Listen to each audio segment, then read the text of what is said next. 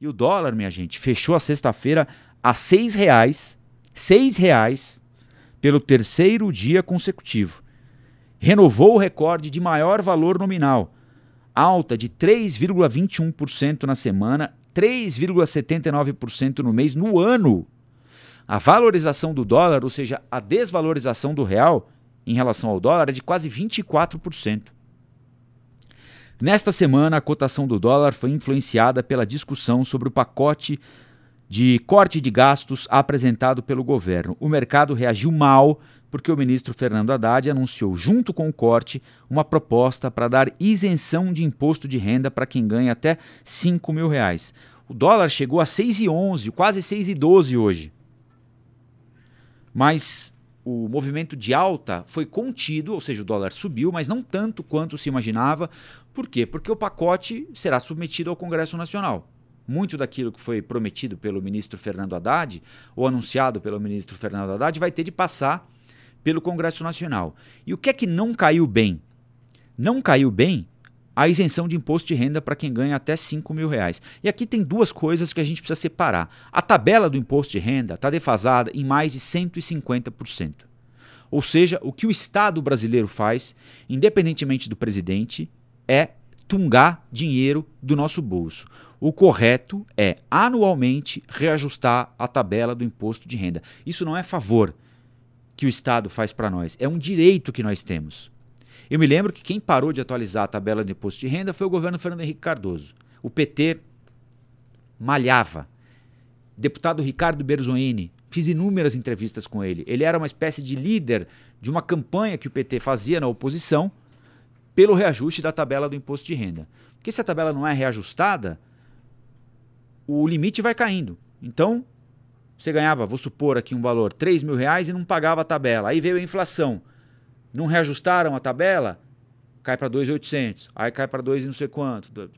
Cada vez a tabela vai baixando mais e pegando os brasileiros mais pobres, que têm o desconto na fonte. Eles não têm como se livrar do imposto de renda. Enquanto quem tem grana vai dando seus pulos, não é? Pois bem, no mandato do Fernando Henrique Cardoso, o PT lascava o pau no Fernando Henrique Cardoso, porque não atualiza a tabela do imposto de renda, e o governo, naquela época, já dizia, olha, nós temos um problema, não temos como abrir mão de arrecadação. E a vida seguiu. O PT chegou ao poder. Aí quem reclamava a atualização do imposto de renda? O PSDB. Quem não atualizava o imposto de renda? O PT. Veja bem, não temos como nesse momento abrir mão de arrecadação. Como se isso fosse abrir mão de alguma coisa. Eles estão tungando o nosso dinheiro. Na cara dura, na mão grande, botando a mão no nosso bolso e tirando o dinheiro que não é deles. A Dilma fez algum reajuste da tabela do imposto de renda, mas muito longe da defasagem total. Aí veio Temer, Bolsonaro, Lula de novo, e ninguém atualiza a tabela do imposto de renda. Então nós estamos muito longe do que é justo do ponto de vista tributário. O que é que pegou mal para o mercado? E a gente falou muito disso aqui ontem, né? Vinícius Custódio ontem em dia de Copa do Mundo, né? Vinícius Custódio ontem parecia que estava narrando a final da Copa do Mundo, meu garoto, vocês perceberam, né? E que bom que ele se envolve tanto com esse assunto assim. Ontem, aliás, por coincidência, né? Tínhamos dois especialistas aqui na nossa bancada, Vinícius Custódio, nosso Galvão Bueno da economia, e Amara Luque, nosso Arnaldo César Coelho, é ou não é, Thiago? Não é? Nossa dupla aqui ontem na bancada, né? Falando sobre esse assunto. Mas o que é que pegou mal? Pega mal o seguinte, o governo está metendo o pé no gasto. Metendo o pé no gasto. No início do mandato, olha, nós estamos pegando o país sucateado agora, não vai ter jeito, vamos ter de recompor política pública, farmácia popular, Minha Casa Minha Vida, recompor repasse do SUS para a prefeitura, pagar precatório, está tudo atrasado, está tudo defasado, houve até uma compreensão ali naquele período da PEC da transição, né? E a vida seguiu. Mas o governo seguiu metendo o pé. Nunca houve tanta distribuição de dinheiro público como no começo desse ano aqui. O governo encharcou o mercado com dinheiro. A economia respondeu, tanto é que a gente está crescendo mais de 3%. Né? Mas o pessoal foi fazendo um alerta, falando, olha, assim não dá para ficar. Né? Acelerando desse jeito, nós vamos bater no muro lá na frente. Então é preciso dar um jeito de começar a diminuir a velocidade do automóvel.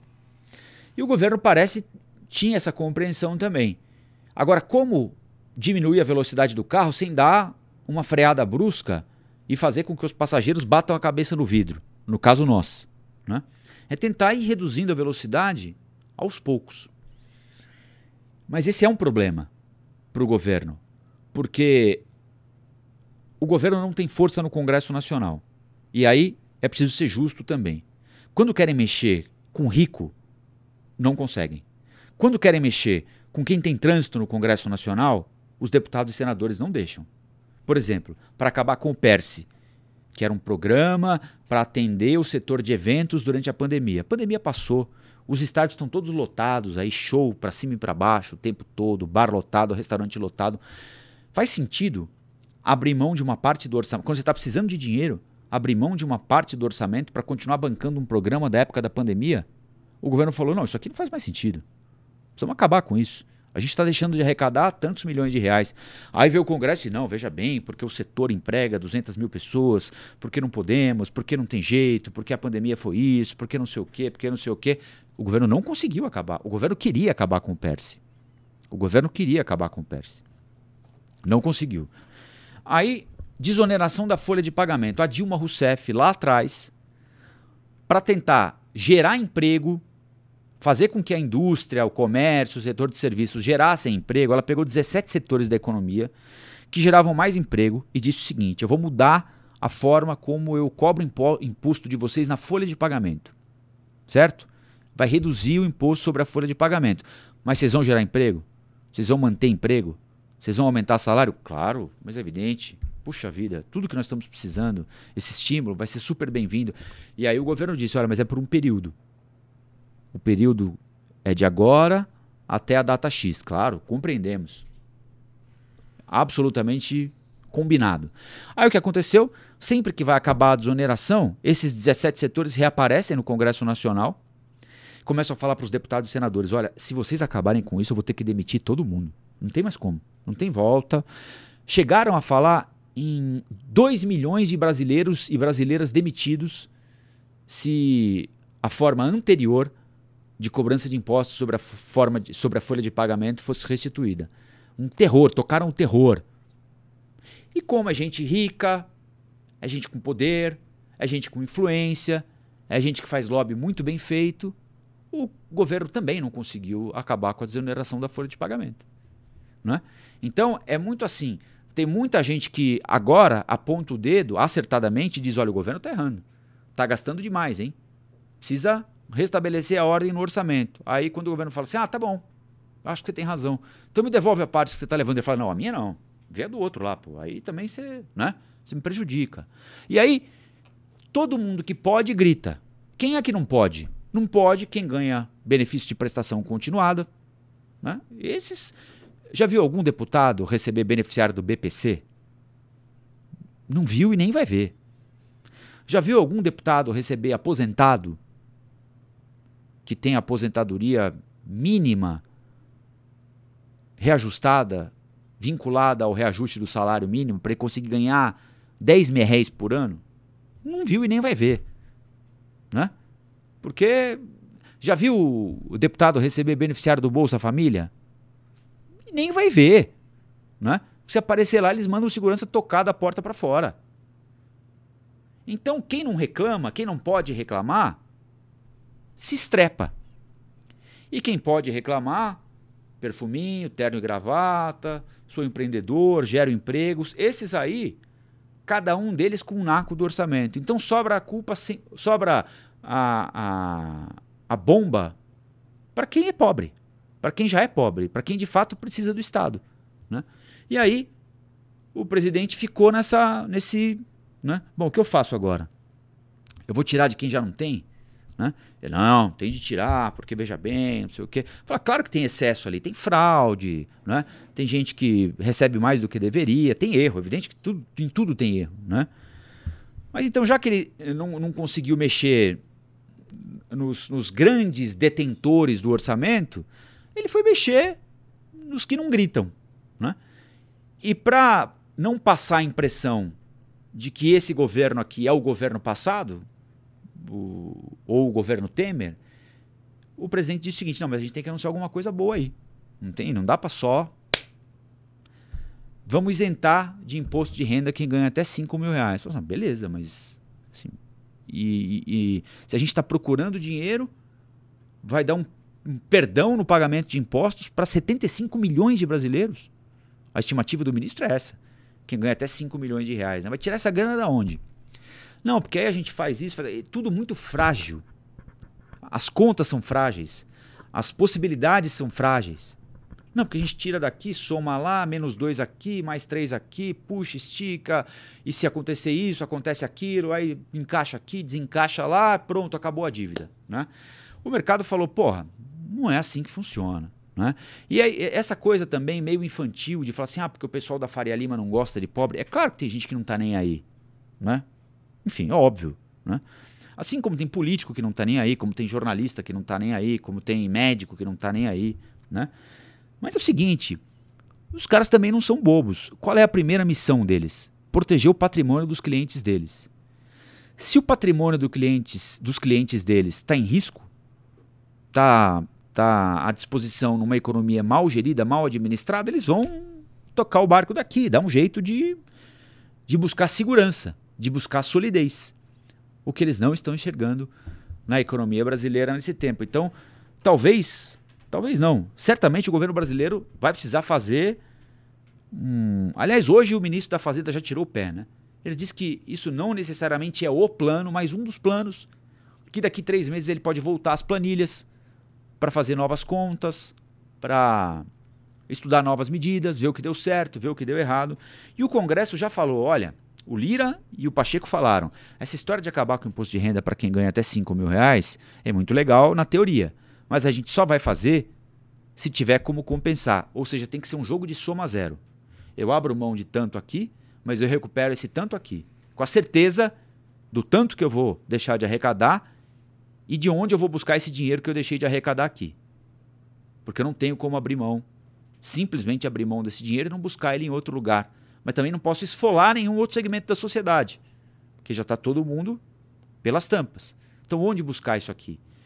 O Congresso garantiu que vai ser muito sensato nessa discussão. Isso deu uma baixada na poeira.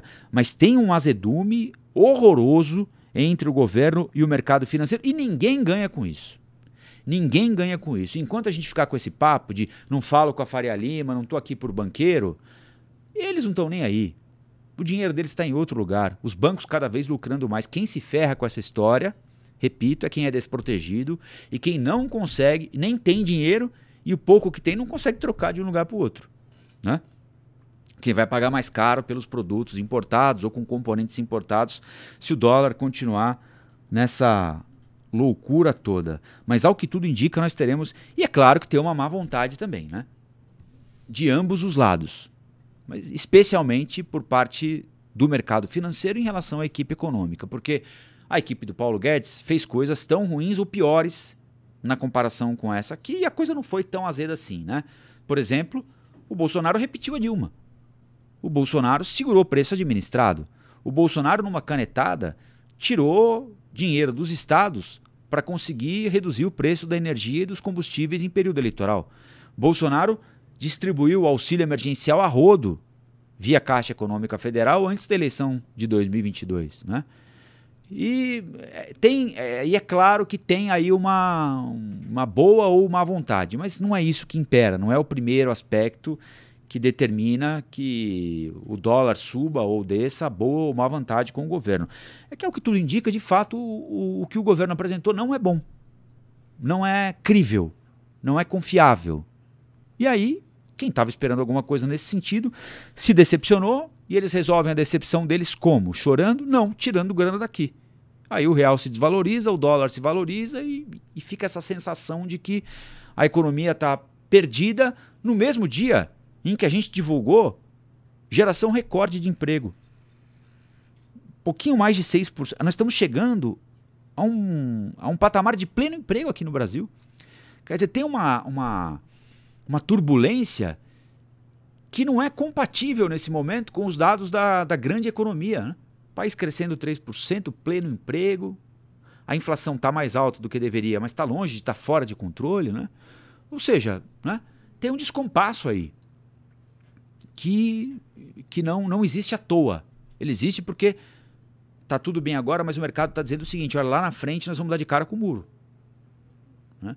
Tem como evitar a batida no muro, mas o mercado duvida que o governo queira ou saiba fazer. O governo diz que sabe fazer e vai fazer do jeito dele, mas um não confia no outro.